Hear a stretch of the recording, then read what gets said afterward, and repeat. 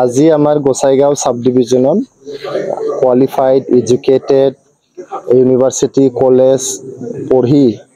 মানে নিজৰ শিক্ষা সমাপ্ত কৰি এতিয়া ঘৰতে আছে তেখেতসকলে সমাজৰ মানে উন্নয়নৰ অৰিহণা যোগাব বিচাৰিছে গতিকে সকলো যে MA পাস কৰা BA পাস কৰা BSc বা বিভিন্ন বিভাগত মানে পঢ়া ল'ৰা ছোৱালীবিলাক আজি আমাৰ UPPLত যোগদান কৰিছে বহুতে ফাৰ্ষ্ট টাইম ভোটাৰো আছে আৰু বেছিভাগে আমাৰ এডুকেটেড কোৱালিফাইড ল'ৰা ছোৱালীসকল আজি ইয়াতে যোগদান কৰিছে 100+ ল'ৰা ছোৱালীসকল ইয়াতে যোগদান কৰিছে যেহেতু সকলোৱে এতিয়া মানে উমান পাইছে যে 2025 চনত আমাৰ প্ৰমোদ বড়ো ছাৰৰ নেতৃত্বত UPPL চৰকাৰ এবসলিউট মেজৰিটি লৈ আহি আছে 2025 চনৰ সেপ্টেম্বৰ মাহত ইলেকশনটো হ'ব বুলি আমি শুনিছো সেপ্টেম্বৰ মাহত যেতিয়া ইলেকশন হ'ব এটো ডান ডিল হয় ৰিজাল্টটো অলৰেডি সকলোৱে গম পায় যে 2025 চনত প্ৰমোদ বড়ো ছাৰৰ নেতৃত্বত আকৌ এবাৰ মানে বিটিআৰ চৰকাৰটো হ'বলৈ গৈ আছে শান্তিৰ বাৰ্তা কঢ়িয়াই ধৰি UPPL চৰকাৰ গঠন হৈছে আগন্তুক দিনত কি ইস্যুৰ ওপৰত কাম কৰিব এটো এটা ভাল প্ৰশ্ন আপোনালোকে কৰিছে সকলোৱে জানে যে ইয়াতে 40-50 বছৰ ধৰি ইয়াতে হিংসা জৰ্জৰ অঞ্চল আছিল হিংসাৰ দাবানল ইয়াতে চলিছিল হিংসাৰ ৰাজনীতি চলিছিল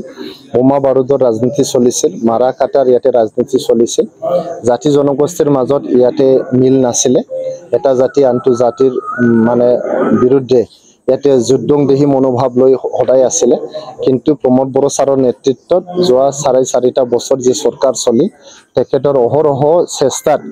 এতিয়া বড়োলেণ্ড অঞ্চল এটা শান্তিপূৰ্ণ অঞ্চল গোটেই ভাৰত বুলি নহয় গোটেই বিশ্বৰ ভিতৰতে বড়োলেণ্ড অঞ্চলটো সকলোতকৈ শান্তিপূৰ্ণ অঞ্চল বুলি ক'লেও মানে বেছি কোৱা নহ'ব বুলি মই ভাবো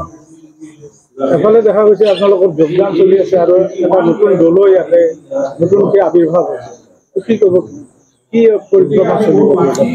নতুন দল যে ইয়াতে গঠন হৈছে এইটো আমি বহুত ভাল পাইছো আমাৰ বিটিআৰ অঞ্চলত এতিয়া গণতান্ত্ৰিক মূল্যবোধৰ ৰাজনীতি চলি আছে গণতন্ত্ৰ যেহেতু আগত নাছিল হিংসা বোমা বাৰুদৰে ৰাজনীতি আছিল ইয়াতে ৰুলিং পাৰ্টিৰ এগেইনষ্টত কোনো মানুহ যাব পৰা নাছিল আগত গলেই তেখেতসকলক ভৰি ভাঙি দিছিল হাত ভাঙি দিছিল মাৰিছিল খেদিছিল তো ইয়াতে বহুত বেয়া পৰিস্থিতি আছিল এতিয়া যেহেতু প্ৰমোদ বড়ো ছাৰৰ নেতৃত্বত UPPLৰ চৰকাৰৰ আন্ডাৰত যেহেতু ইয়াতে ভাল এটা সুস্থ ৰাজনীতিৰ বাতাবৰণ ইয়াতে সৃষ্টি হৈছে সকলোৱে এতিয়া ৰাজনীতি কৰিবলৈ ওলাই আহিছে আগুৱাই আহিছে এতিয়া এইটোৱেই প্ৰমাণ যে নতুন এটা আৰু ৰাজনৈতিক দল গঠন হৈছে মই তেখেতসকলক শুভেচ্ছা যাচিছো তেখেতসকলৰ এটাই কথা যে তেখেতসকলৰ লেট হ'ল এইটো ইলেকশন আহি আছে এতিয়াহে দল গঠন কৰিলে কেনেকৈ হ'ব অলপ এক বছৰমান আগত যদি দলটো গঠন কৰিলে যিবিলাক মানে জিলা সমিতি